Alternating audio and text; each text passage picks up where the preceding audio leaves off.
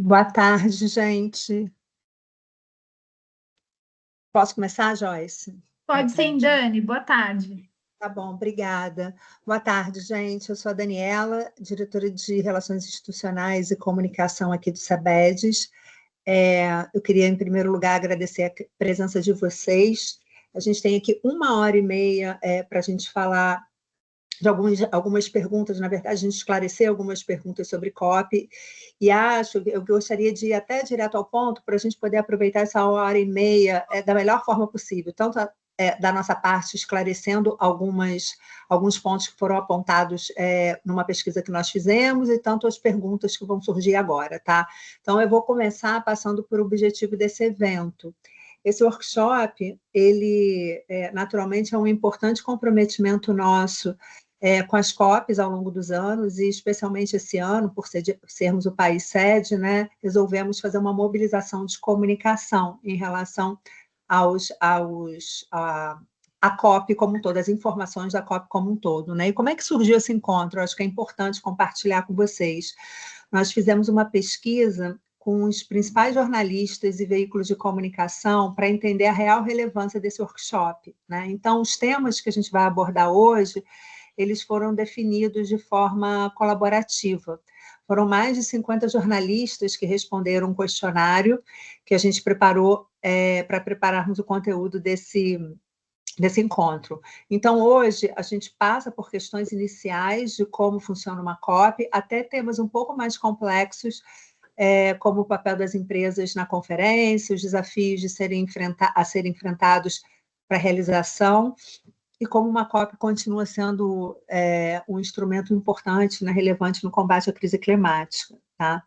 A partir da orientação dos jornalistas, nós concluímos que o melhor formato para essa primeira agenda do SEBEDES era uma roda de conversa, tá? Com as nossas especialistas. Eu vou apresentar cada uma delas aqui, as nossas diretoras do SEBEDES, porque elas têm ampla vivência e experiência em COPs anteriores. A gente vai ter, né, ao longo do ano, mais alguns momentos de trocas colaborativas.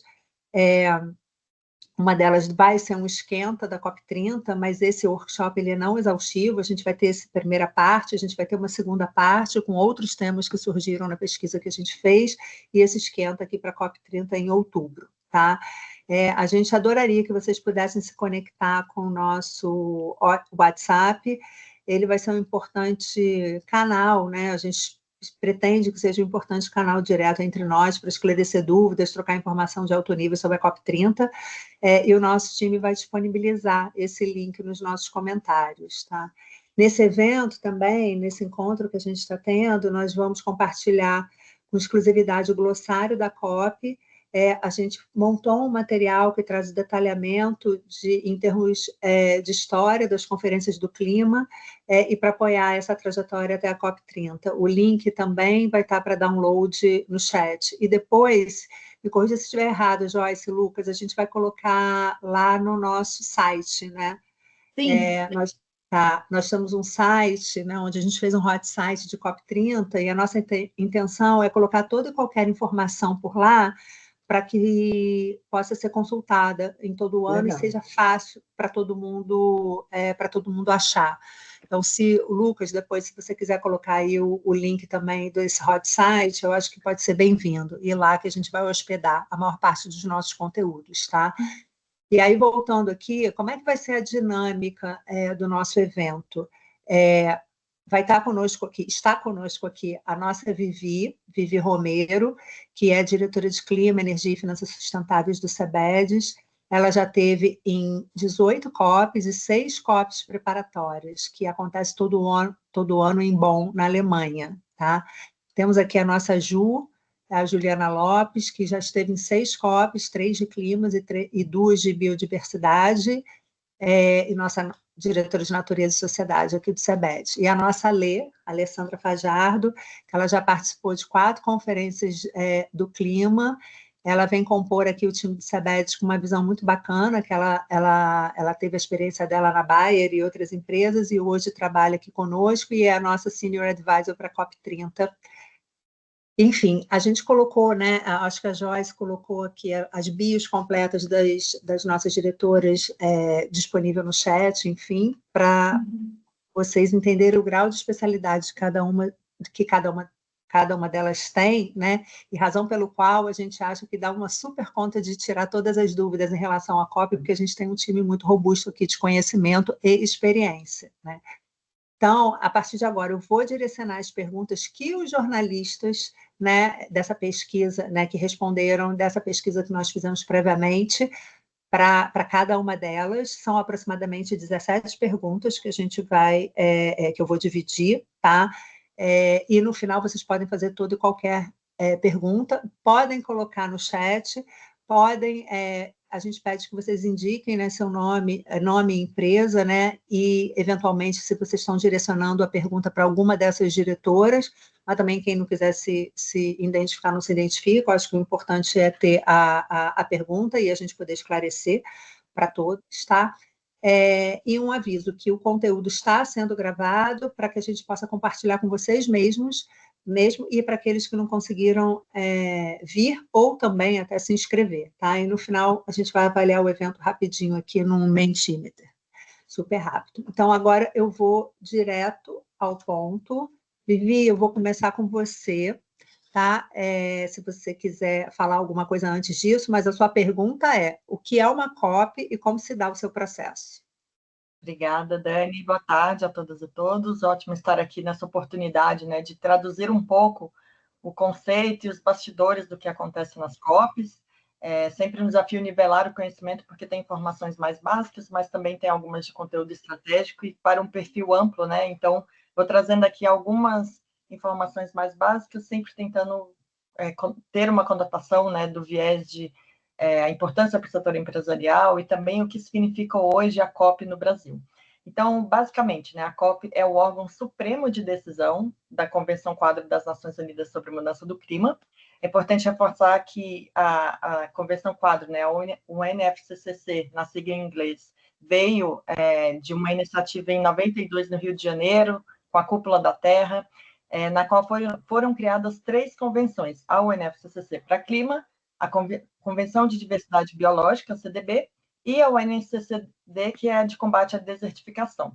A COP de Clima é realizada anualmente, então, desde 95, quando de fato entrou em vigor, né, a convenção, a gente tem aí anualmente, exceto o ano de 2020, por conta das questões sanitárias da pandemia, e as demais convenções a cada 2 anos. Então, a gente tem aí um ano como passado, né, em que tivemos Cali com a COP de Biodiversidade, depois Baku com a COP de Clima, e depois Riad com a COP de combate à desertificação. Acho que é importante também trazer os grandes objetivos da COP, que vem para o multilateralismo, né, de garantir recursos financeiros e tecnológicos para que a gente avance nesse objetivo maior de mitigação, de adaptação, e, claro, incentivar a cooperação internacional, né, via os acordos multilaterais. Um ponto bem importante também é essa mobilização das diferentes partes, não somente os países, mas também um olhar de governança multinível, ou seja, como trazer o setor privado, a sociedade civil, governos subnacionais e academia para um olhar, né, de oportunidades e de soluções tecnológicas, mas financeiras também. A gente tem aí, muito resumidamente, algumas etapas nas conferências, a gente pode falar um pouco depois, se tiverem interesse em detalhamento, das negociações prévias, as sessões de plenária, que discutem temas muito específicos, mas eu resumo aqui essa primeira parte, reforçando a importância, né, desse espaço do multilateralismo para abrir e fortalecer o diálogo, não só com as figuras estatais, mas também essas figuras não estatais, no caso do setor privado, com diretrizes para o mercado, sinalizações de investimento, e também pressão por legislações ambientais mais estritas, um olhar de janela de oportunidade para os negócios, inclusive para os stranded assets, né, que são considerados os ativos encalhados. Então, como as empresas podem estar mais atualizadas, entendendo quais são as grandes direções, né, as grandes orientações, e, claro, para guiar as nações a partir desse movimento. A gente tem uma governança bem interessante para este ano na COP30, que a gente vai falar daqui a pouco, e também, né, com a presidência a presidência com o embaixador André Corrêa do Lago, a diretoria executiva com a Ana Toni, e ainda aguardamos a sinalização do anúncio do Climate Champion ou da Climate Champion. De toda forma, o CBEDS está muito engajado com todos esses atores, a gente vem realizando encontros estratégicos com as empresas associadas, e a ideia é fomentar esse diálogo e criar uma narrativa, né, que apresente um posicionamento do setor empresarial para a COP30. Obrigada, Vivi. Ju, seja bem-vinda. Eu vou fazer a próxima pergunta para você. Você está por aí? Sim, boa tarde, Dani. Desculpa, que eu não te vi. Desculpa, Ju. Então, Ju, qual será o impacto da COP30 na economia brasileira? Muito bem, boa tarde, pessoal. Prazer estar aqui com vocês. Sempre muito importante a gente estabelecer esses canais de diálogo, especialmente nessa trajetória em preparação para a COP30.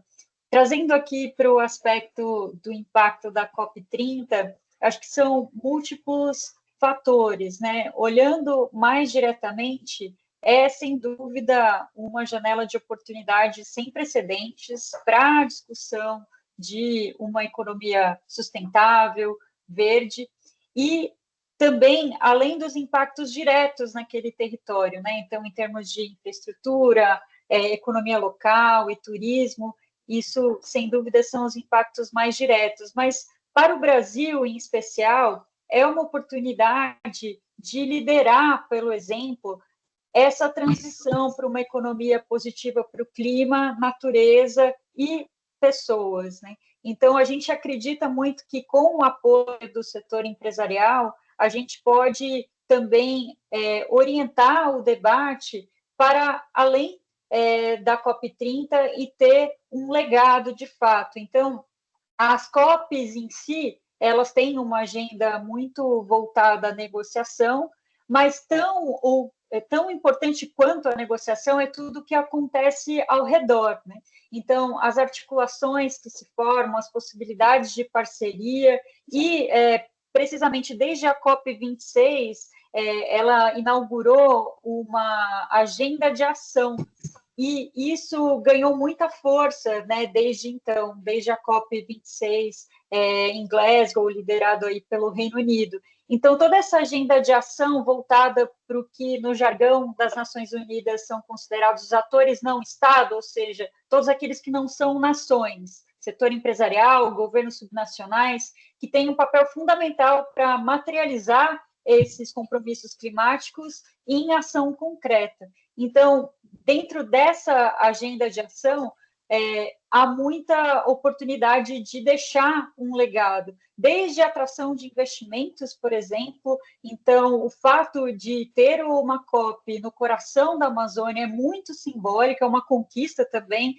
para as populações amazônicas, e de colocar a atenção para essa que o ecossistema que é tão importante para a economia brasileira e para o mundo, né? Só para citar um dado aqui, estima-se que pelo menos 70% do PIB do Brasil depende diretamente dos rios voadores, que é um serviço ecossistêmico prestado pela Amazônia. Em outras palavras, a Amazônia faz chover de graça e a nossa economia depende disso, e o mundo também. Então, vai ser uma oportunidade da gente direcionar a atenção do mundo para o papel, por exemplo, das soluções baseadas na natureza e também direcionar os fluxos financeiros, destravar financiamento para valorar o potencial dessa biodiversidade e também de ações voltadas à mitigação e adaptação climática. Então, aqui, como voz do setor empresarial, a gente tem orientado o debate e também essas parcerias estratégicas em torno de agendas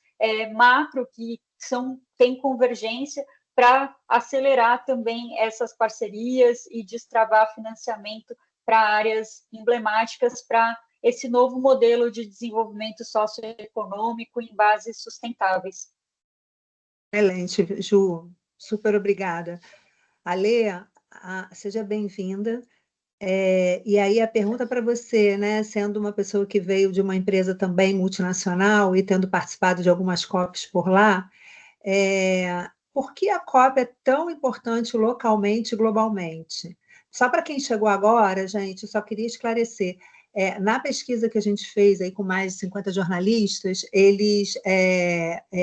o resultado dela trouxe o formato desse nosso encontro, mas vocês podem avaliar ao final, né? Pediram que fosse uma roda de conversa, não fosse uma apresentação clássica, e as perguntas que eu estou fazendo vieram também dessa pesquisa com os jornalistas, tá? Então, só para quem chegou agora, só para posicionar. Alê, é com você. Você está por aí? É que eu não te vejo, Tô tá? aqui. Ah, tá bom. Boa tarde a todos, prazer estar aqui. Bom, nós estamos falando de mais de 190 países, né, em cerca de 190 países que fazem parte dessa Conferência das Partes, né, do clima. Então, você tem todo um grupo de países que tem que adaptar as suas NDCs locais, regionais, a todo esse mercado, essa transação que pode acontecer globalmente, né? Então, você tem as duas coisas acontecendo ao mesmo tempo. Muita gente acha que, às vezes, que a negociação começa na COP. Não, a negociação termina na COP. Em alguns anos, a gente teve até feedback de que os negociadores vieram tentar resolver coisas de dentro de casa na COP. E isso é uma coisa que não é desejável, né? Você resolve as coisas de dentro da tua casa, em casa, e você traz para a COP como é que você faz essa harmonização para essas metas e de maneira global. Então, ela tem um impacto enorme, você tem a possibilidade de ter soluções que possam impactar localmente como globalmente, né? Você tem uma delas é o mercado de carbono, que se discute artigo 6 e assim por diante, né? Como você estabelece globalmente, mas primeiro você tem que ter localmente também, né? Então, essas dois pilares se conversam o tempo todo, né? O embaixador André Corrêa do Lago comentou que são 18 mil negociadores. Obviamente, você traz negociadores que são super experientes, de países extremamente experientes, os brasileiros são super experientes nas COPs, a Vivi falou aí o histórico, mas você traz países que não têm experiência dessa negociação também. E isso trava, muitas vezes, esse alinhamento e a vontade de assinar e de ir para frente mais rapidamente, né? De caminhar essas negociações de forma mais rápida, né? Você tem países que têm negociadores expertos na matéria, e você tem países que têm um negociador que trabalha com tudo e muitas vezes nem traz, né, não tem a expertise necessária para estar sentado onde está sentado. Então, não é complexo, a maior parte das decisões finais tentam acontecer aqui. O ano passado teve decisão nos 45 do último tempo, né, no último dia da COP, então a gente fica com o coração apertado, não vai sair isso, mas realmente muitas decisões ficam para o último minuto. Mas é justamente um espaço para discutir essas soluções adaptadas do país com o impacto global também. E aí você falou dessa complexidade ali, e aí a próxima pergunta eu vou fazer para a Vivi, e as duas últimas, além dessa complexidade que a Ale comentou, as duas últimas COPs foram em países totalitários, enfim, e trouxe, possivelmente, né, mais uma camada de complexidade para a COP no Brasil. Então, a pergunta para você é por que a expectativa sobre o Brasil ela é tão elevada, Vivi? Obrigada, Dani. Eu acho que o primeiro ponto é o reconhecimento histórico da participação do Brasil, né, nas COPs, e o reconhecimento entre os pares, inclusive, da liderança da delegação do Brasil em vários momentos ao longo das diferentes COPs. Um grande exemplo é o MDL, o Mecanismo de Desenvolvimento Limpo, estabelecendo ainda no âmbito do Protocolo de Quioto, e que foi um legado, né, do governo brasileiro, da delegação do Brasil, muito reconhecido. O MDL teve um papel muito importante, não necessariamente no objetivo final concreto da redução, mas de internalizar essa agenda nos países e, inclusive, no setor privado. Através do MDL, a discussão de mercado de carbono, de créditos de carbono, incitou muito um olhar de interesse do mundo de negócios. Então, eu traria principalmente essa questão da diplomacia, que é reconhecida, e a liderança do Brasil globalmente nessa agenda, o protagonismo na agenda ambiental. Também tem a questão, né, do papel geopolítico, econômico e ambiental, como eu já falei, né? O Brasil abriga aí a maior parte da Amazônia, é essencial para o equilíbrio climático e está em um momento super importante, né, de desafios, inclusive de um ponto de não retorno, em que se a gente não tiver as medidas urgentes adequadas, a gente entra num nível de perigo, efetivamente, né, em relação aos efeitos da mudança do clima, e, claro, a questão da biodiversidade única, que nos traz aí num papel de liderança nessa agenda. E aí também, por outro lado, o potencial para liderar esse caminho, né, da transição para a descarbonização, trazendo também conjuntamente uma oferta de soluções baseadas na natureza, que eu acho que é fundamental também para este conjunto de expectativas, a possibilidade de mobilização de capital internacional nesse fluxo, inclusive a carta com a visão COP30, divulgada recentemente pelo presidente da COP, traz um pouco desse olhar, né, dessa inspiração da mobilização. O embaixador André Corrêa do Lago fala muito da questão do mutirão, de como é importante mobilizar, né, esse processo, porque a COP ela não é um evento, efetivamente, mas ela é um processo que vai ao longo de um ano, né, e que traz toda uma mobilização, como a Alessandra falou, organizando a tarefa em casa e depois trazendo aí nos grandes blocos, né, para o consenso efetivo.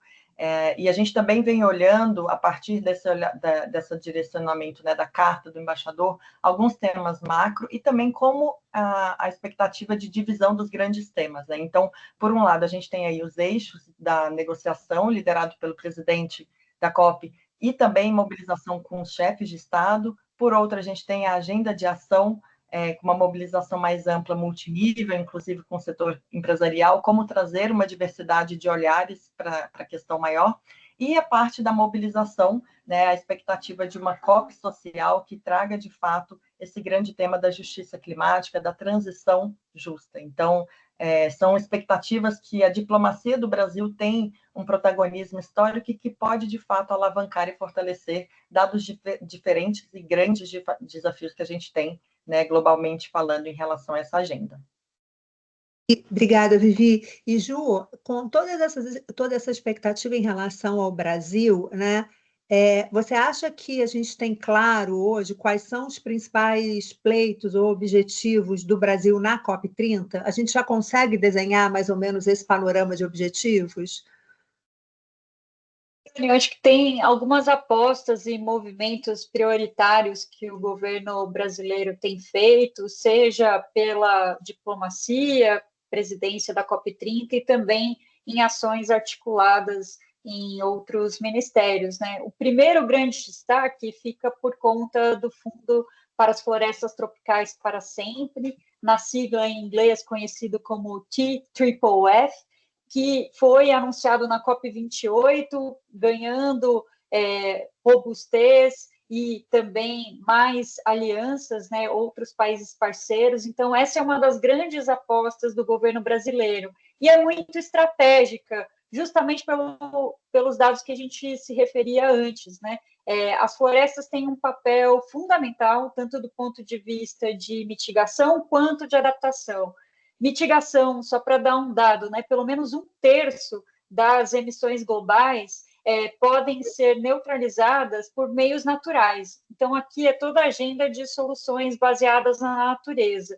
E, do ponto de vista de adaptação, a resiliência, né, que a gente tem hoje e que precisa fortalecer cada vez mais a eventos extremos, depende dessas florestas. Então, como eu comentava, a nossa economia é altamente dependente de natureza e, particularmente, da floresta amazônica. E a gente tem um desafio aqui, enquanto humanidade, que é evitar o ponto de não retorno da floresta, ou seja, que é aquele momento em que a floresta passa por um processo de savanização irreversível. Então, para evitar isso, a gente precisa manter a cobertura vegetal nativa em no mínimo 60%. Então, por isso que é tão importante também o combate ao desmatamento ilegal, acompanhado desses incentivos, mecanismos financeiros para valorizar a floresta em pé. Então, é justamente esse o objetivo do Fundo para Florestas Tropicais para Sempre, em articulação também com outros países detentores de florestas globalmente. A segunda grande aposta é a integração dos mercados globais de carbono, através da criação de uma rede para fortalecer regulamentação e colaboração entre países. E aqui, né, inclusive, a minha colega Viviane Romero pode comentar mais em detalhes adiante, o CBEDS tem uma atuação histórica nessa agenda, e é um dos temas no Brasil hoje, dentro da agenda econômica e ambiental, que tem absoluta convergência. Então, está muito claro que o mercado de carbono é fundamental para transformar as vantagens comparativas do Brasil em vantagens competitivas de fato. Então, a adoção de mercados de carbono em escala global favorece a economia brasileira, que é um país que tem, né, esse protagonismo também numa economia verde. Então, é uma agenda estratégica e aposta também do governo brasileiro. E isso dialoga muito também com a agenda do setor empresarial. Aqui no CBEDS, por exemplo, a gente estabeleceu uma agenda programática para a COP30, olhando para esses macro-objetivos, quais são os principais desafios para o Brasil nessa transição para uma economia de baixo carbono e também transformação ecológica, e isso é uma agenda de negócio, de novas oportunidades de negócios e também para fortalecer a competitividade brasileira em temas em que a gente já tem esse protagonismo natural. E aqui é o momento também de usar o soft power do Brasil, né? Porque nessa agenda a gente tem o lugar de fala na diplomacia internacional, e a COP é uma grande oportunidade para deixar esse legado. Legal, Ju, obrigada. Então, você falou de duas grandes apostas, né? Você falou Exato. Do Fundo de Florestas Tropicais para Sempre, então essa valorização, né, dos ativos da economia da floresta em pé e essa integração dos mercados globais de carbono. E aí acho que mais adiante a Vivi pode comentar em detalhes também o que são hoje esses grandes pleitos do setor empresarial, nessa articulação mais ampla também para avançar com a regulamentação aqui no Brasil.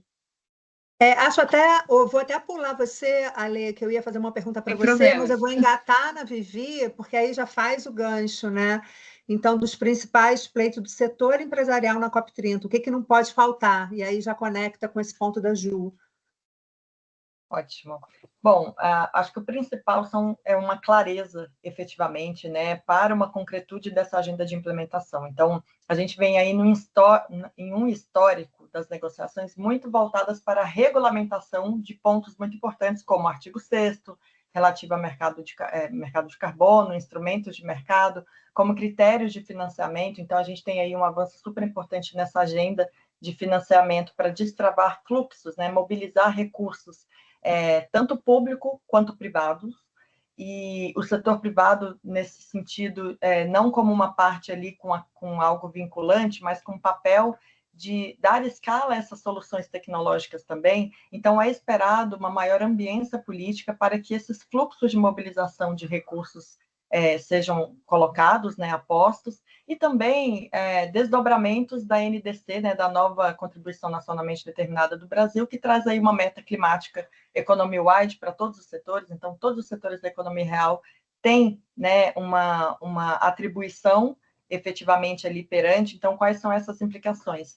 E um destaque a essas possibilidades de oferta, né, que o setor privado tem com um banco de soluções tecnológicas. Então, qual é essa grande oferta que o setor tem de se mobilizar e trazendo aí as suas vantagens comparativas e competitivas que o Brasil apresenta, né, e que traz um destaque aí, principalmente para alguns setores que hoje estão mais avançados em tecnologias de baixo carbono. Então, essa mobilização de tecnologias, low-hanging fruits, né, os frutos maduros, somados com uma visão de longo prazo de tecnologias dos setores de hard to abate, que tem mais dificuldade de abatimento, junto com essa concertação de atores, né, para uma coalizão de atores que tragam essa possibilidade de discussão dos principais desafios, das grandes oportunidades, e com esse olhar do multilateralismo na realidade da empresa, né? Ainda tem um ceticismo histórico desse distanciamento dos impactos do que é decidido, né, ali na Conferência das Partes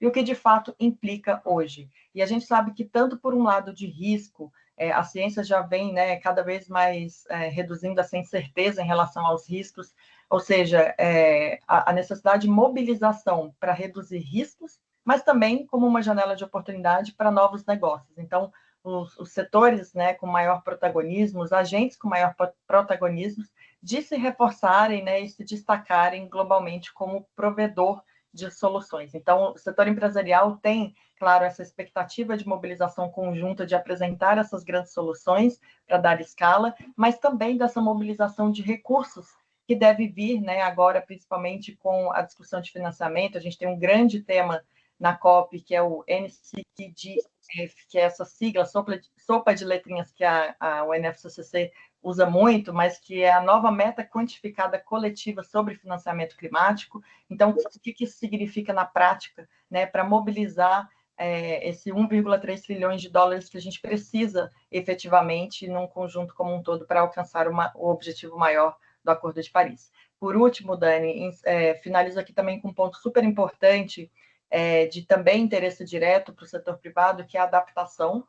A própria CEO da COP30, Ana Toni, vem falando muito que essa é a COP da adaptação, e destacar aqui, né, os eventos extremos que o Brasil vem passando, as implicações nos negócios, tanto em relação a secas, enchentes, a nossa agricultura, que é um dos grandes pilares da economia do Brasil e que está cada vez mais suscetível, né, vulnerável a esses efeitos. Então, como que a gente, de fato, mobiliza essa agenda com um olhar mais equilibrado de mitigação, né, das soluções para reduzir as emissões, mas também a adaptação e essa transição justa que deve ser feita. No SABEDS, a gente vem, inclusive, reforçando essa integração da narrativa de clima, natureza e sociedade como um todo, não mais estratificando soluções somente para clima, soluções somente para biodiversidade, mas qual é essa narrativa dos diferentes setores que a gente deve mobilizar para dar escala nessas oportunidades.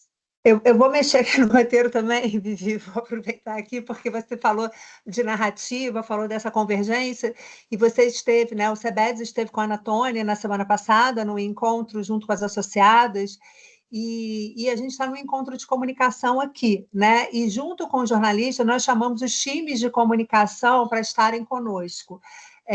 Porque a gente também tem um papel, não somente, né, com as soluções tecnológicas e técnicas, essa visão, mas também com a visão da comunicação é tão importante quanto.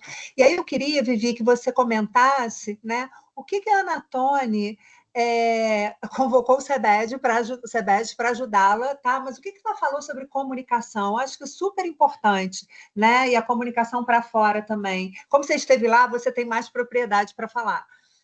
Obrigada, Dani. Bom, em um primeiro ponto de comunicação também, mais de uma visão estratégica, a secretária, né, até o fim do mês agora ainda, secretária de Clima, mas também CEO, ela reforçou muito a contribuição do setor privado para criar uma narrativa de comunicação, né, uma construção de uma visão de posicionamento comum possível entre os setores como ponto central para criar mais eficiência nesse diálogo. Então, como que a gente consegue traduzir efetivamente uma visão em comum? A gente sabe que tem desafios diversos, não somente setoriais, mas em relação aos meios de implementação, mas qual é essa convergência mínima que a gente pode trazer para fortalecer uma visão do setor empresarial, né, para esse posicionamento comum. E também ela reforçou algo muito interessante de robustecer a comunicação, tanto pela via do setor público. Então, o governo deve contratar uma agência especializada, né, para comunicação, para fomentar ainda mais esse diálogo e traduzir os preceitos de uma COP no Brasil, e também pelo lado, não do setor público, mas do setor privado e, enfim, a sociedade civil, a sugestão, especificamente no caso do SABEDS, né, de criar uma instância ou grupo de trabalho entre as áreas de comunicação das empresas, para fortalecer o engajamento e a criação dessa narrativa mais integrada. Então, uma sinalização de que a comunicação ela está cada vez mais basilar, no centro da discussão. A gente sabe que, historicamente, essa comunicação ela foi um grande desafio, né, de traduzir efetivamente a necessidade que a gente tem de mobilizar um olhar, né, de que é possível crescer o PIB, é possível aumentar o PIB, né, ter um desenvolvimento econômico e, ao mesmo tempo, combater a mudança do clima, trazer essas soluções de tecnologias de baixo carbono e de biodiversidade. Então, como que a gente consegue, né, através desse fortalecimento da comunicação pelo setor privado e também pelo setor público?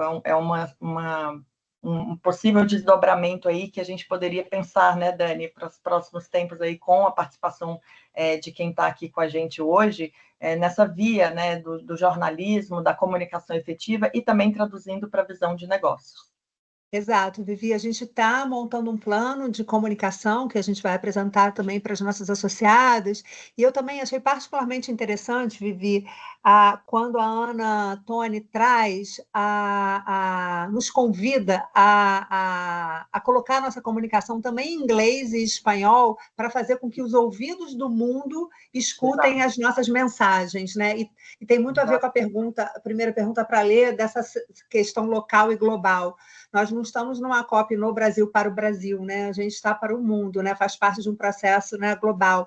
Então, a importância dessa comunicação chegar aos outros ouvidos dos outros países. Então, ela fez esse chamamento, né, para o CEBEDS e para o setor empresarial que aqui está reunido, né, para que a gente possa, na medida do possível, né, traduzir as nossas mensagens e fazer chegar além dos limites do Brasil. Enfim, obrigada, Vivi. Obrigada, Ju. Ale, a pergunta aqui para você é o seguinte: quais são as expectativas em relação ao Brasil na definição das metas mais ambiciosas para o combate das mudanças climáticas, né, durante a COP30, especialmente durante a COP30?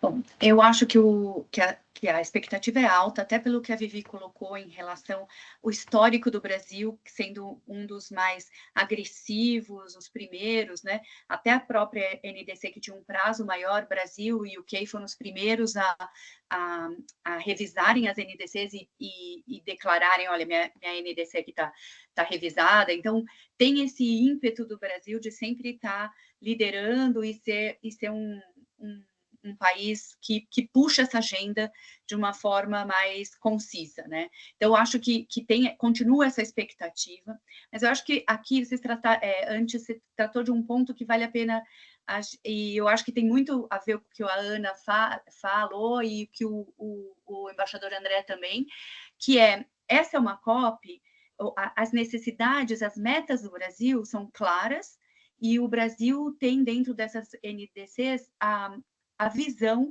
de que a maior parte das emissões dele é com o uso da terra. Mas tem uma necessidade de comunicar que a gente não pode esquecer que a maior parte das emissões globalmente é combustíveis fósseis. Então, não colocar também todo o peso em cima do Brasil e das necessidades só de uso da terra brasileira. Isso aqui é uma COP de 190 países, quase 200 países. Se não houver descarbonização de combustíveis fósseis, essa roda não anda, por mais que o Brasil consiga entregar tudo da NDC deles, né? Então, tem a expectativa do Brasil ser um líder puxando essa agenda, porque ele já o faz, né? Já tem esse histórico, mas também tem uma expectativa do Brasil de mostrar que apesar da COP estar lá na floresta, não é uma COP da floresta. Cada país tem sua meta, cada país tem sua NDC, e a negociação, a agenda, vai ser em torno da redução conjunta, né? Não pôr todos os ovos em cima da cesta só do Brasil. Então, tem esses dois lados aí. Perfeito, Ale. E, Ju, ainda dentro desse campo da expectativa, né, em relação ao financiamento climático para países em desenvolvimento e ao cumprimento dos compromissos assumidos por países desenvolvidos, como é que está esse campo? Esse é o grande nó, né, Dani? A gente acompanhou as últimas COPs e esse é um ponto que tem ainda bastante divergência e um desafio aqui para os diplomatas, em particular para a presidência brasileira. Então, a grande expectativa é conseguir destravar e ter mais compromissos e compromissos mais ambiciosos do ponto de vista financeiro por parte dos países desenvolvidos, que têm a sua responsabilidade histórica em relação ao problema das mudanças climáticas, bem como apoio adequado também para os países em desenvolvimento no enfrentamento das mudanças climáticas. Tem muitas NDCs, né, os compromissos climáticos dos países, que estão condicionadas à liberação de financiamento. Então, esse tema é chave. Também em relação à transparência e prestação de contas, então, a exigência de mais clareza sobre a alocação desses fundos climáticos é um ponto que tem sido bastante destacado. E, do ponto de vista de volume também de recursos liberados, é ainda bastante insuficiente, né? Na COP de Baku, por exemplo, chegou-se a 300 bilhões anuais, mas bem abaixo do esperado, né? Tem várias estimativas que dão conta do volume necessário, mas ele parte de 1,3 trilhão como sendo necessário para a gente fazer essa transição necessária, né? Então, esses são os 3 pontos em relação à agenda de negociação, precisamente, né? E aí, só retomando também o que a gente já falou anteriormente, tem também uma expectativa do que sair dessas negociações, mas do papel também que o setor empresarial tem em preencher parte dessa lacuna de financiamento, seja ele climático ou também do ponto de vista de natureza, né? Que essas crises são simultâneas, a climática, a perda de natureza e de desigualdades. Então, também a gente tem buscado na nossa atuação cases, projetos que sejam emblemáticos para destravar esses recursos por meio de cofinanciamento, finanças híbridas, e chegar também à COP com um portfólio cujo impacto positivo seja demonstrável, e usar isso também para showcase, né, para demonstrar o quanto o setor privado pode auxiliar também a destravar esses recursos. E, Vivi, eu vou direcionar uma pergunta para você, mas eu vou pular a que eu ia fazer e vou lá para a pergunta 13, por conta dos desafios que a Ju está apontando aqui, e a gente falou de negociação também, né? Então, na tua visão, quais são os principais desafios diplomáticos, considerando que o Brasil é reconhecidamente, né, um bom negociador e tem uma relação muito boa entre os países, tá? Principalmente o embaixador, né, que já foi negociador, né, há muito tempo dos assuntos climáticos, mas quais seriam os desafios diplomáticos que podem dificultar o alcance desses consensos durante a COP? Bom, acho que o primeiro e o grande hoje, globalmente falando, e muito além da COP ser no Brasil ou não, eu acho que o grande desafio hoje da Conferência de Clima é fortalecer, né, o multilateralismo, dada essa crise que vem passando esse espaço por conta da morosidade. A definição por consenso é um grande desafio. Imagine quase 200 partes em um determinado assunto, ter que, de fato, ter um consenso através dos blocos de países, né, das partes. Então, reforçar, né, retomar essa legitimidade do processo é um dos grandes desafios, e que bom que a gente está em ótimas mãos com o embaixador André Corrêa do Lago para voltar, né, esse olhar do espírito do Acordo de Paris, da eficácia das negociações. E isso passa muito também por uma abordagem que ele vem trazendo, que é a agenda de implementação. Essa é a COP da implementação.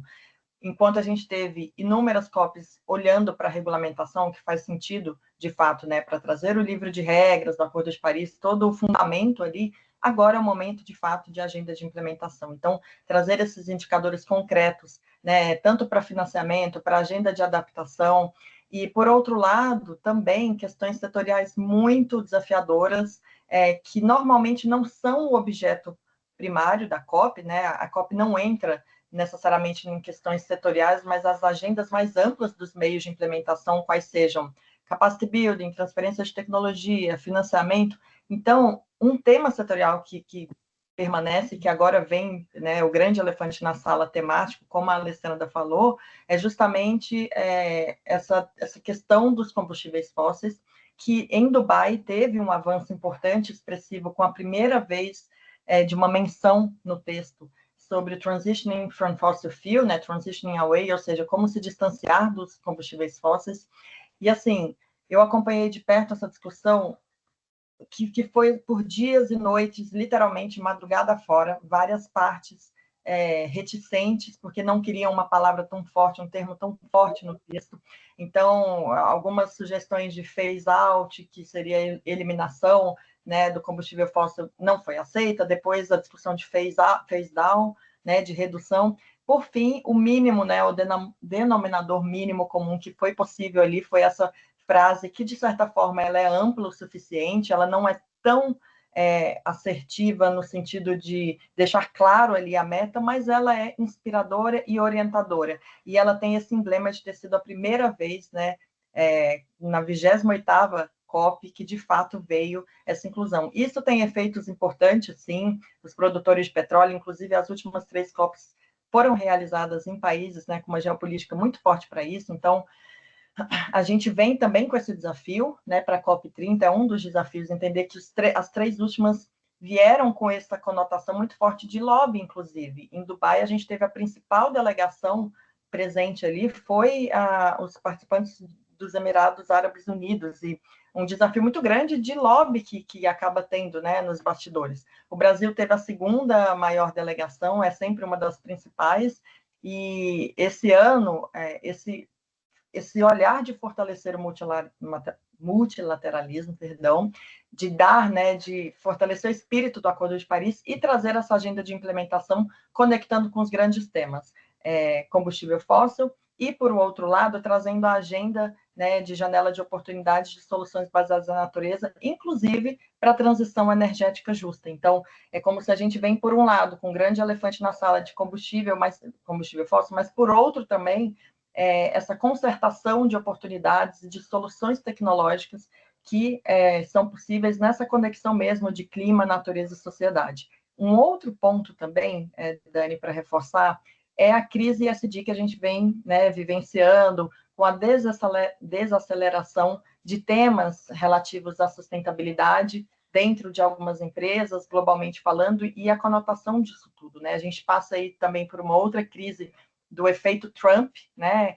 O que isso significa na prática? Então, os Estados Unidos já anunciaram, né, já tem um decreto para, de fato, ter essa retirada do país perante o Acordo de Paris. Isso leva um ano, oficialmente, pelas regras da UNFCCC, o que quer dizer que na COP30 ainda estará em vigência nessa participação dos Estados Unidos, mas é uma sinalização política muito desafiadora. Então, a gente chega na COP30 com um cenário geopolítico, várias crises importantes e que reforçam ainda mais essa integração da agenda de clima, de biodiversidade, de desertificação e esse olhar de COP de adaptação e COP social.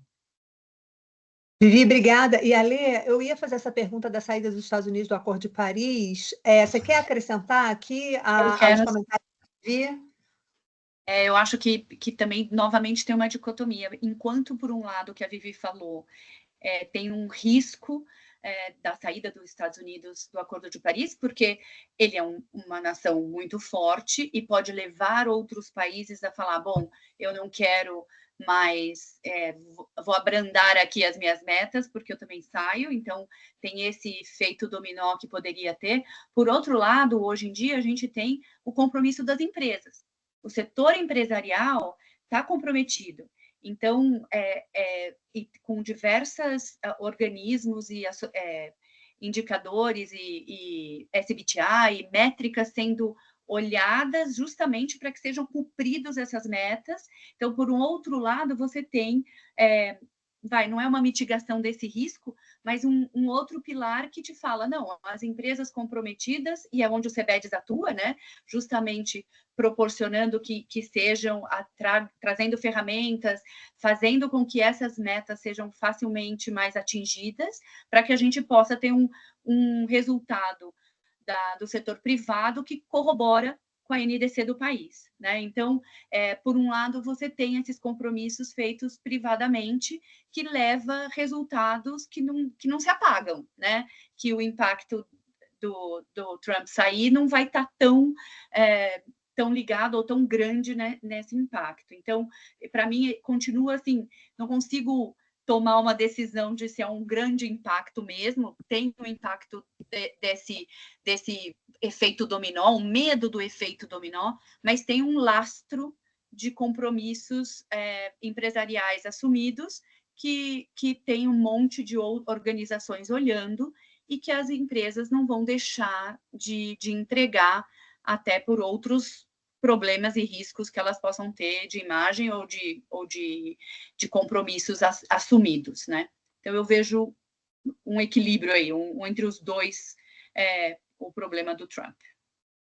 E ali, a gente vem conversando com algumas empresas, né? E muitas delas falando também desse efeito Trump e que elas não deixam de ter os seus compromissos, mas, a depender do seu local de atuação, né, elas deixam de ser mais vocais, mas não deixam eles não jogam os compromissos no chão, né? Então, a gente conversando sobre a questão de bancos, né, do mercado financeiro, dos bancos americanos, né, alguns antes da posse do Trump saíram do Net Zero Bank Alliance, né, Vivi? Não sei se eu estou falando certo, mas só que só 2 deles saíram, né, derrubaram seus acordos, mas todos os outros estão comprometidos, porém não vocais em relação a isso. Então, acho que o que você fala é super pertinente e a gente ter também esse olhar, né, discernindo o que é sair de um movimento desse, mas não derrubando a agenda de sustentabilidade, continuando essa trajetória, né, de sustentabilidade. E aí, Ju, eu vou para uma pergunta, eu subverti aqui a ordem para pegar o gancho do que vocês estão falando, né? E como a gente está falando aqui dos Estados Unidos, de Trump, e a pergunta que eu faço para você é como superar as divergências entre países desenvolvidos e em desenvolvimento em relação ao financiamento climático, né? Porque tem essa agenda diferente, tem a força desigual, né? A gente sabe que o Brasil é uma solução, mas ele pode chegar lá e não ter esse impacto todo global, então é uma ação coordenada. E como é que a gente faz, né, para superar essas divergências entre um país desenvolvido e em desenvolvimento? Perfeito, Dani. Bom, eu acho que tem essa questão, né, das responsabilidades históricas, porém diferenciadas, que é uma diretriz das COPs e que sempre orienta. Então, sem dúvida, os países desenvolvidos eles têm que cumprir metas claras e robustas, seja no que diz respeito à redução de emissões, mas também com esse financiamento, né? Mas que para que isso não vire uma queda de braço, né, ou até uma agenda que fira algum país se sinta ferido aí na sua soberania, eu acho que tem uma agenda de oportunidade também, né, de inovação, de modelos de negócios, de alianças. Eu pessoalmente acredito muito nessa via e o CBEDS também, né? Então, no final do dia, essa transição, seja para a economia de baixo carbono ou transformação ecológica, é também uma oportunidade de inovação no âmbito dos modelos de negócios. Então, é a possibilidade de também se colocar à frente, de se antecipar essa tendência, de estabelecer parcerias estratégicas, seja, por exemplo, para transferência de tecnologia, para financiamento, para desenvolvimento de ciência, tecnologia e inovação. Então, eu acho que tem uma agenda ali de negócio que também orbita ao redor das COPs, né? E é muito essa a nossa aposta também, né? De estabelecer essas parcerias estratégicas para acelerar a descarbonização, agendas como de bioeconomia também, porque o Brasil e outros países mega biodiversos têm ali um potencial gigantesco, né? E, por outro lado, a gente ainda não conseguiu desenvolver tão bem ciência, tecnologia e inovação. Se a gente consegue, por meio de parcerias estratégicas entre países que permitam transferência tecnológica ou investimentos aqui para desenvolver o potencial, por exemplo, né, de substituição de fósseis por renováveis ou desenvolvimento de ativos biológicos de alto valor agregado, com alta tecnologia, isso são novos vetores de desenvolvimento e toda uma agenda de oportunidade econômica que nos permitiria superar, né, essa atual queda de braço, essas divergências no que diz respeito ao financiamento. E aí, nessa linha de negociação que você está mencionando, Ju, eu vou jogar uma pergunta para a Vivi, que é sobre metas de mitigação e adaptação e o financiamento para combate de mudanças climáticas. Como é que isso vai ser discutido na COP, considerando o resultado da COP anterior? Certo. Então, a gente está em um momento crucial agora de entrega, né, das NDCs, como eu já falei, o Brasil foi um dos primeiros a submeter, como a Alessandra colocou, e a expectativa era que agora, em fevereiro, a gente já tivesse toda a submissão de NDCs. Como teve uma baixa submissão, o secretário executivo, Antônio Guterres, e o secretário da UNFCCC, o Simon Stiell, colocaram, né, flexibilizaram o prazo para setembro, fazendo um chamamento, porque é muito importante que a gente chegue na COP30 com um olhar de completude, um olhar abrangente sobre o que o conjunto das NDCs hoje significa. Antes das COPs, normalmente a ONU divulga o Emission Gap Report, né, anualmente, trazendo aí qual que é a lacuna desses compromissos, o que o compromisso coletivamente está significando e qual que é essa barreira, essa lacuna ainda. E para a gente chegar na COP deste ano, é fundamental que os países submetam, né, as partes submetam até setembro. A gente tem depois a Assembleia Geral da ONU, também no final de setembro, uns dias antes da Climate Week de Nova York, que são momentos muito importantes politicamente também para a agenda. Então, na agenda de mitigação, a entrega da NDC é um grande marco, né? A revisão dos 5 anos da implementação dessa NDC e uma nova para 2035. Então, a gente vem de um momento de 2 anos construindo aí a partir do Global Stocktake, que é outra agenda super importante para as COPs, que significa um balanço global, né? Um relatório, basicamente, que traz aí uma análise agregada do cumprimento dessas NDCs, então, para identificar barreiras de implementação, quais são os grandes gaps de financiamento, o que é preciso também, por exemplo, para fundos de perdas e danos, que é uma outra agenda fundamental. Então, a agenda de mitigação chega neste momento em que a NDC é o grande pilar agora, a entrega dessa NDC, e também tem o programa de mitigação, o Mitigation Work Program, que é uma agenda retórica da COP, que não deve trazer tanto esse olhar de ambição agora para a próxima, mas sim de implementação. Então, nos últimos anos, o trabalho de mitigação vinha muito no sentido de fomentar a ambição.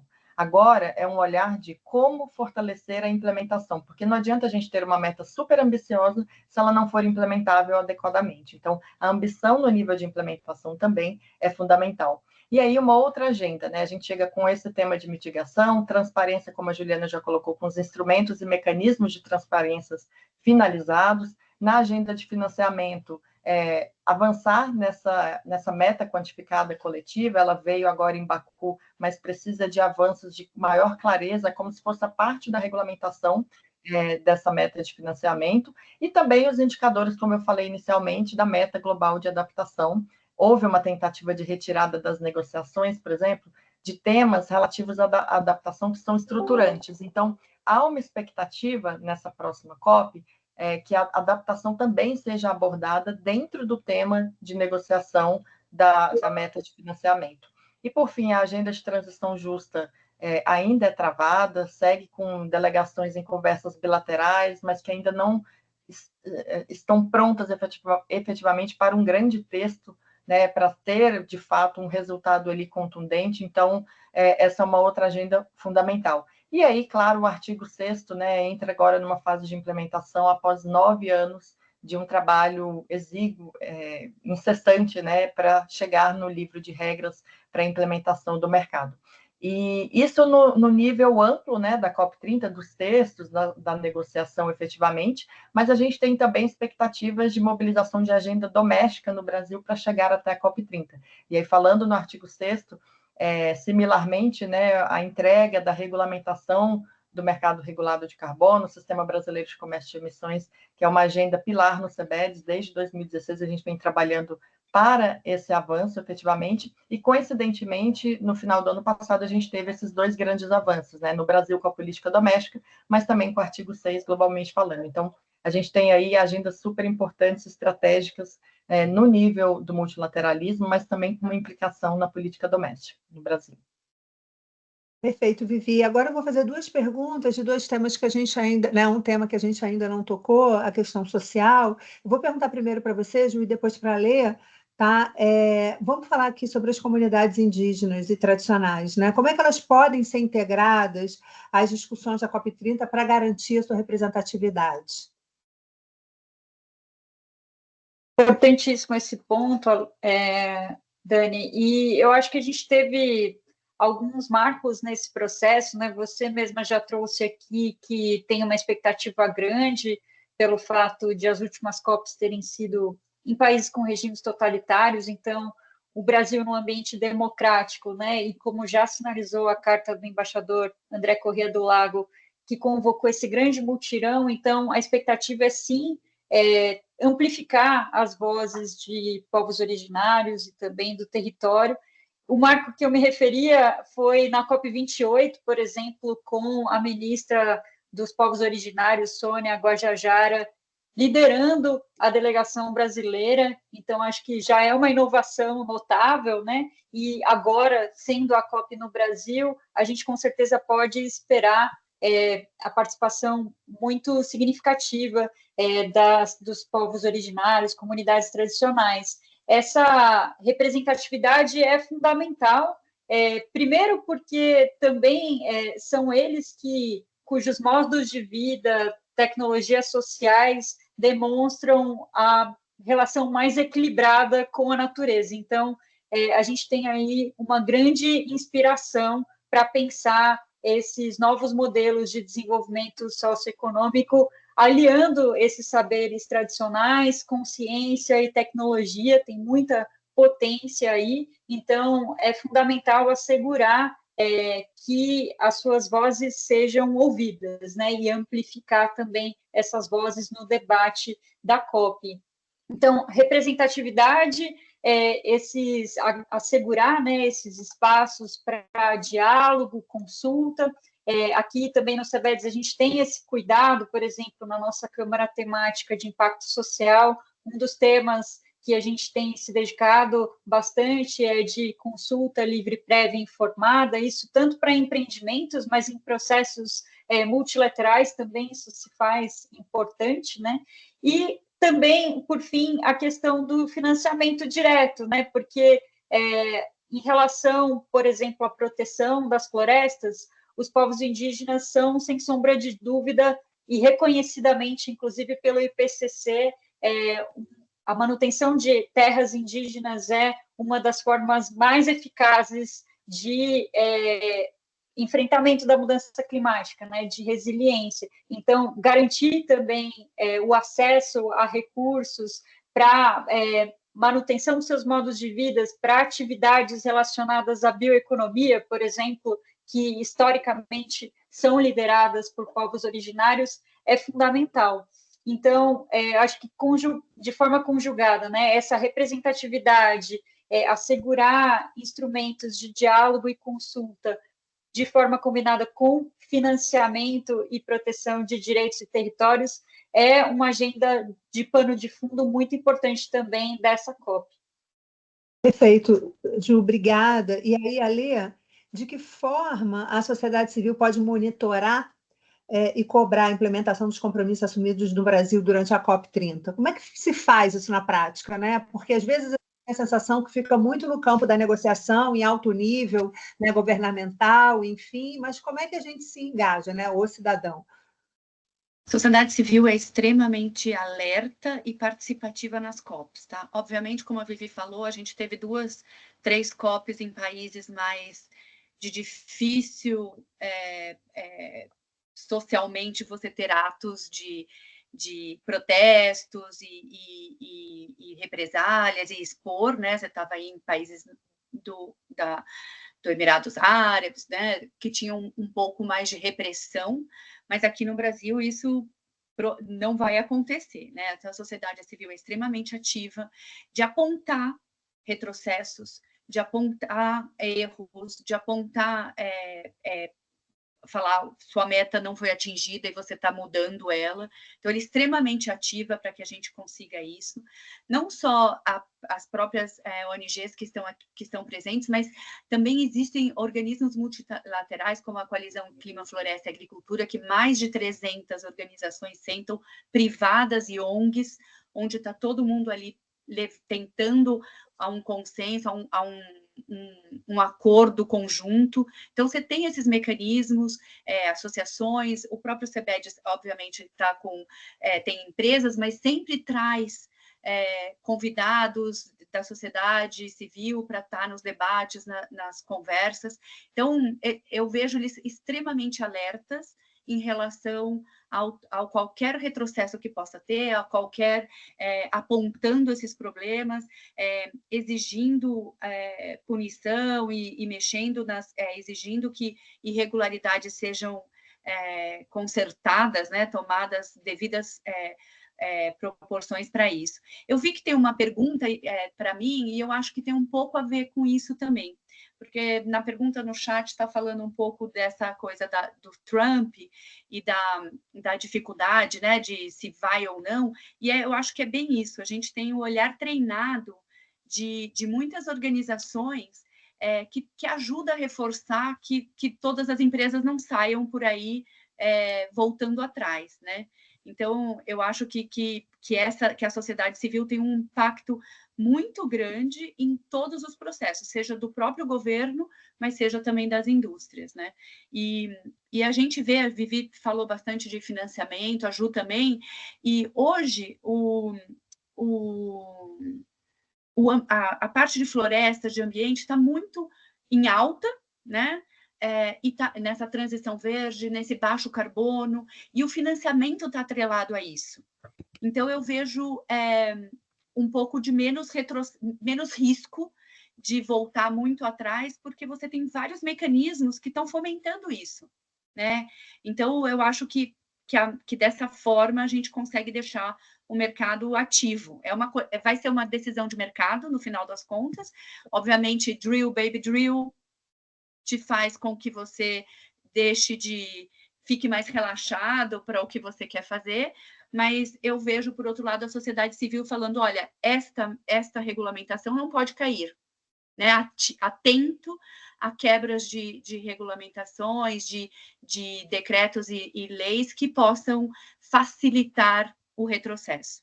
Então, eu vejo eles bastante ativos e eles são peça fundamental, tem que estar presente nesse processo. E hoje a gente esteve numa reunião com uma associada nossa, uma grandíssima empresa, e esse ponto que você trouxe do público, em geral, da sociedade civil, né, ela fez um comentário sobre o consumidor, lá na ponta, né? E o comentário era assim, nossa, o consumidor em 2 minutos descobre alguma inconsistência nossa e a gente tem que voltar 10 casinhas porque a gente não consegue segurar um movimento do consumidor. Então, a sociedade civil está cada vez mais atenta, ainda que sejam em nichos, né? A gente não possa falar do mainstream, mas você cai num grupo atento e alerta, né?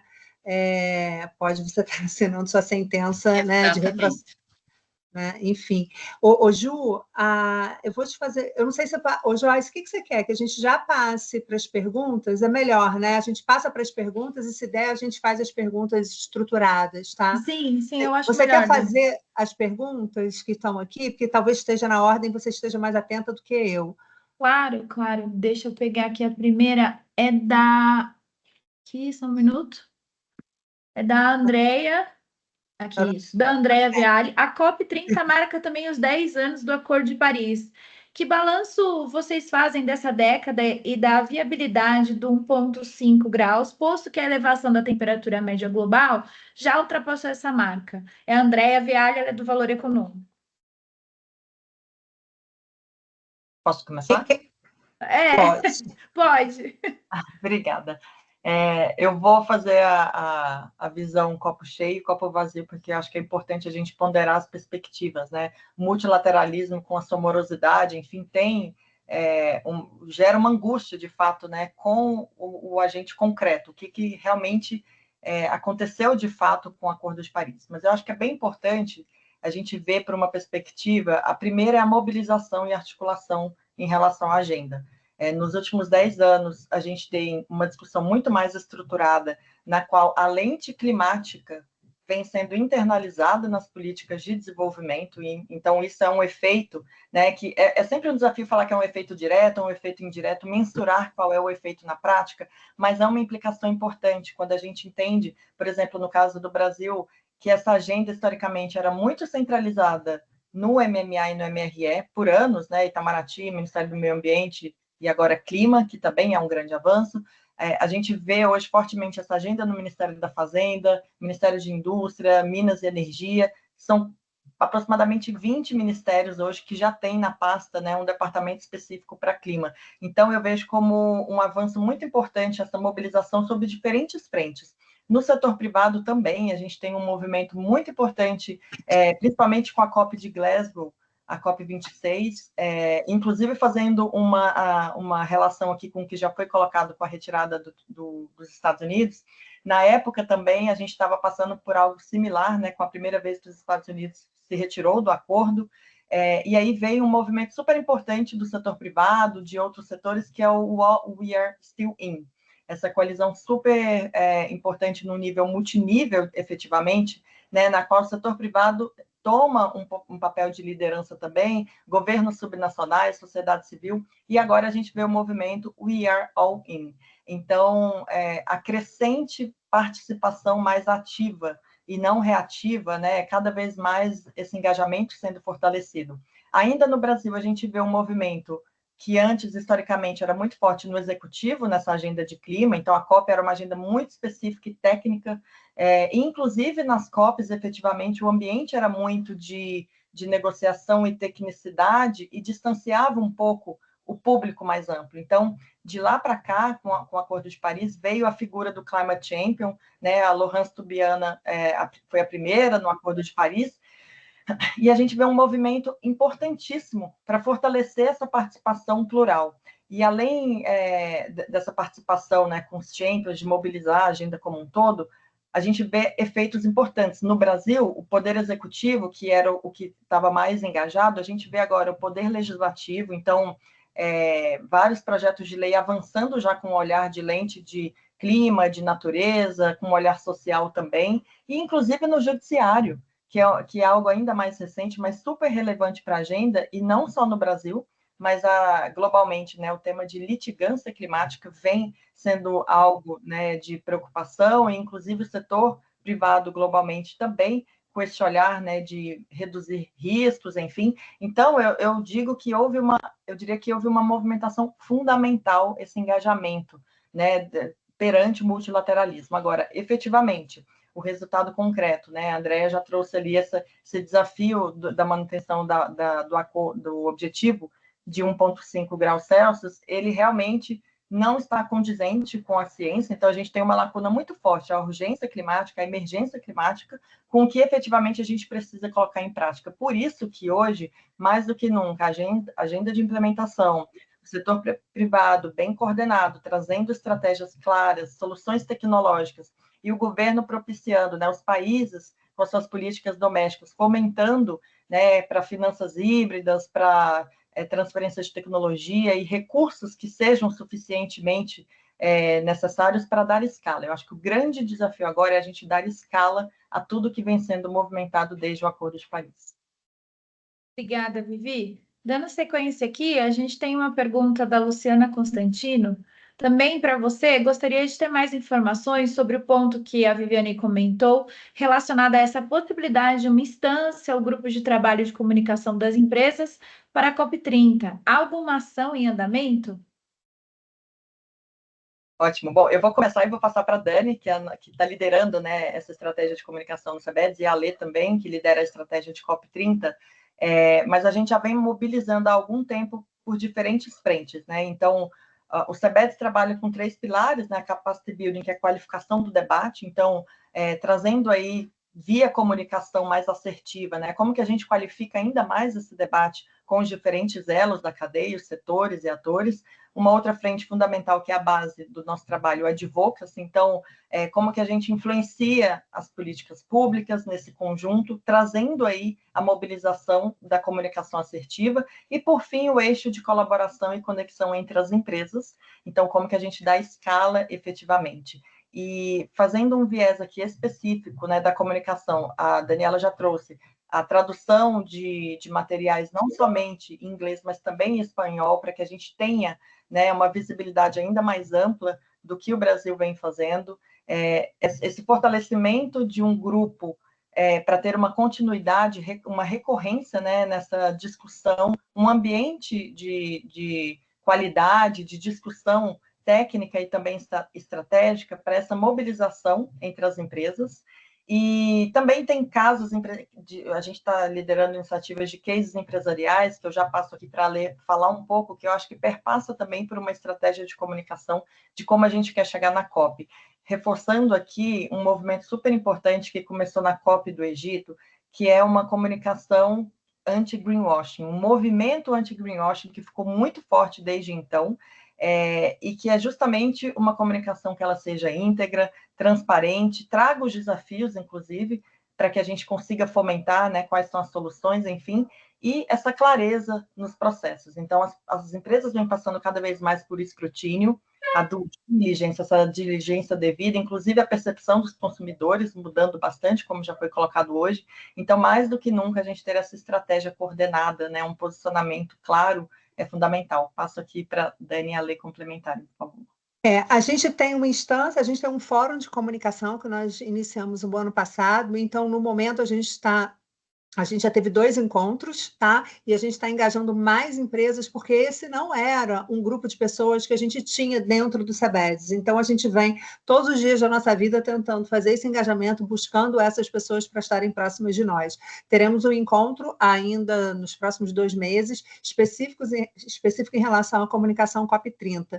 No entanto, nossos esforços de comunicação, eles também são diversificados, né? Hoje é um esforço de comunicação, dia 27, a gente vai ter a nossa primeira FT de COP30, onde a gente vai trazer aí sim, né, os objetivos, o nosso plano de atuação de COP30. Hoje é muito mais, né, um trabalho em alto nível do que é COP, tentar esclarecer os principais pontos, nós não estamos falando aqui da agenda SEBEDES.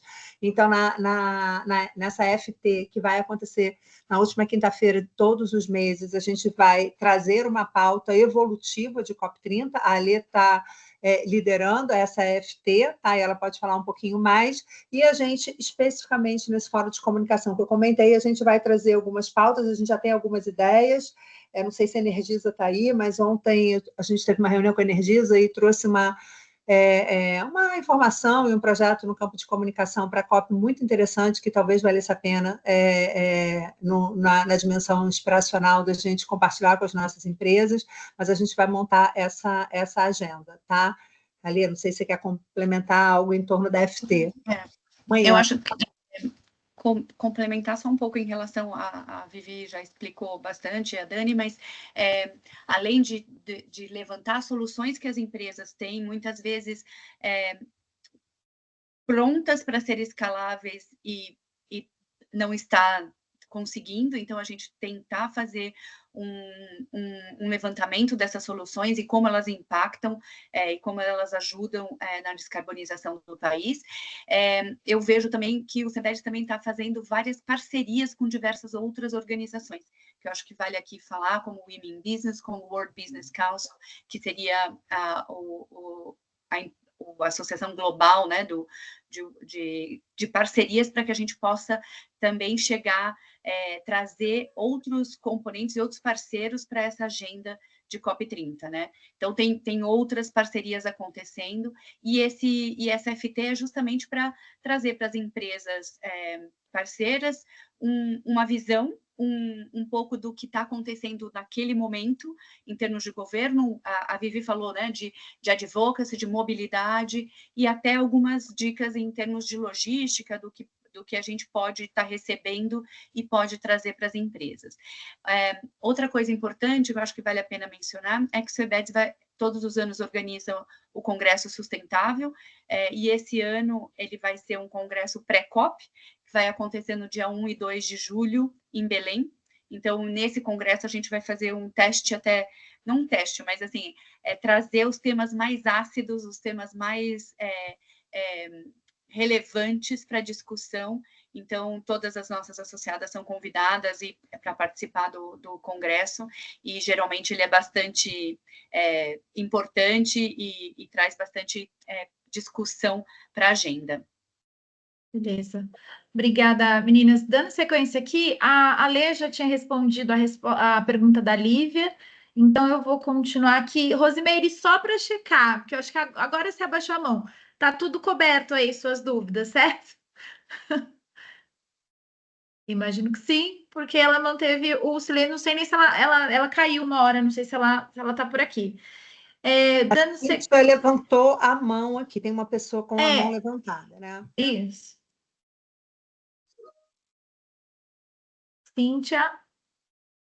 Cíntia Castro. Deixa eu ver se ela pôs alguma... Não, ela só pôs... Oi, eu estou escrevendo a pergunta. Gente, qual é a data do congresso? Eu não ouvi. Eu não entendi. Se puder repetir.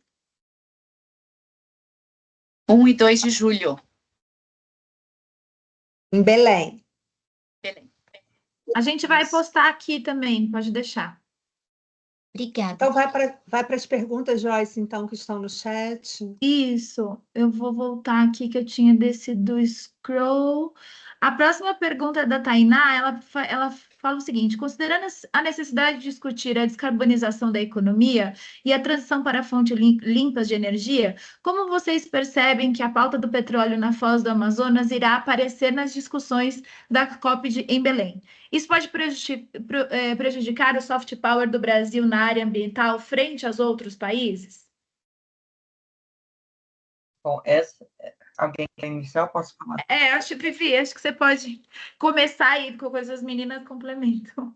Esse é um grande desafio, de fato, numa agenda temática. Ela não é diretamente relacionada à COP, né, às negociações, mas, de novo, o tema de Transitioning Away from Fossil Fuel entrou, né, nesse jogo de discussão desde Dubai, então ele deve voltar sim, e tem algumas implicações importantes, mas eu só queria reforçar, enfim, no CEBEDS a gente tem empresas de todos os setores, inclusive, né, agentes regulados para o mercado de carbono, empresas produtoras de petróleo, e também, né, as que estão comercializando créditos de carbono ali, fazendo as suas compensações. O embaixador André Corrêa do Lago trouxe um ponto importante sobre isso, que ele não vê necessariamente essa implicação negativa de estarem trabalhando com essa agenda, porque a transição gradual, ela é de fato um processo, né? Ela não foi definido o phase out com uma data agora próxima. O que deveria ter sido, né? Esse era o esforço inicialmente, né? A urgência climática, o que a ciência prediz, seria de fato um phase out urgentemente, mas o que é possível na prática, né? A gente não consegue desmobilizar toda uma infraestrutura de uma vez, por isso a gente vem falando de transição energética justa, também pensando, né, em como vai ficar a desmobilização de vários trabalhadores, de várias realidades ali que ainda estão na cadeia de combustíveis fósseis. E ele traz um ponto interessante, que é justamente não ver essa implicação direta, porque o Brasil tem condição de ainda utilizar de sua reserva uma produção de petróleo que ela é mais efetiva, mais eficiente do que a média comparada de outros países, e também trazendo ali aportes, né, de receitas que poderiam ser geradas olhando por um viés de compensação também no curto prazo. É claro que é um tema super polêmico e é um outro grande elefante na sala também, que, como presidente da COP, mais politicamente do que na agenda de negociação, eu diria, porque isso é mais uma agenda política, questões de comércio, né, de competitividade. Então, no CEBEDS a gente vem trabalhando com todos os atores, é super importante isso também, que o nosso objetivo aqui, se é com o setor, né, os atores de combustível fóssil, como que a gente faz para contribuir, para acelerar essa transição energética justa, trazendo aí o que a gente tem, né, das energias renováveis, as fontes, e o Brasil se destaca globalmente tanto com a sua matriz energética, quanto com a sua matriz elétrica, né, em termos de renovabilidade. Então, historicamente, a gente tem esse protagonismo, e o avanço de tecnologias de baixo carbono, a própria captura e armazenamento de carbono, para reduzir o efeito, né, o impacto da produção de combustível fóssil.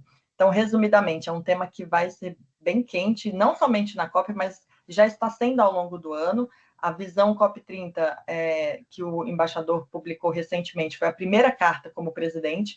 Ele não cita explicitamente. Isso foi uma crítica por alguns atores, né? Qual que é a visão ali da COP30 para a transição energética, mas provavelmente foi uma estratégia diplomática efetivamente para que essa primeira ela venha mais num caráter de inspiração, de mobilização frente a esse mutirão, como ele colocou. E a expectativa, a própria Ana Antônia colocou, é que outras cartas virão nos próximos tempos, com maior detalhamento de agendas específicas. Então, é algo que está aí por vir, né? Provavelmente, nas próximas, a gente já terá um pouco mais de clareza desse processo. E aqui, né, perante o setor privado, o que a gente vem fazendo é fortalecer e mobilizar efetivamente para essas soluções de baixo carbono e, enfim, que congreguem também aí a questão social envolvendo a transição justa. Legal, obrigada, Vivi. Como a gente está muito próximo do horário agendado, e eu sei que a agenda de vocês é complexa, Dani, até queria sugerir, a gente tem mais algumas perguntas, mas eu acho que a gente passaria um tanto aqui, pelo menos uns 10 minutos, 15. O que eu acho é que a gente poderia responder essas perguntas e direcionar para as pessoas que perguntaram, para a gente não ficar sem resposta e a gente cumprir o horário, né? Porque todo mundo tem os seus novos links, né? A partir de 3h30. Enfim, eu queria super agradecer, né, a todos, a presença de todos, agradecer a Alê, a Juliana, a Vivi também, Joyce, obrigada, toda a equipe aqui do CEBED, a equipe da Approach também, que é a nossa parceira na assessoria de imprensa, tá? E agradecer ao time de comunicação que estão por aqui, os jornalistas. E aguardem a nossa próxima data para fazer um novo workshop e outras iniciativas dentro do CEBED também no campo da comunicação, tá bom? Pessoal, vai ter só um Mentimeter muito rápido aqui, só para a gente não encher o e-mail de vocês com uma pesquisa depois. Quem puder só entrar aqui, 3 perguntinhas rápidas. Quem não puder, tudo bem, a gente entende. A gente já vai... acho que a gente está compartilhando, só que não sei, não está aparecendo para mim, Jô. Também, para mim também não. Agora foi. Agora foi? Tá. Foi. Teve um delayzinho. Ô, Josi, Joy, pega essas perguntas do chat, tá bom? Pode deixar. Gente responder, por favor. Pode deixar, a gente direciona para vocês depois, para vocês não ficarem sem resposta. A gente vai apurar com o time aqui. Muito obrigado, gente. Vamos deixar aqui na tela quem puder contribuir. A gente agradece muito. Até a próxima.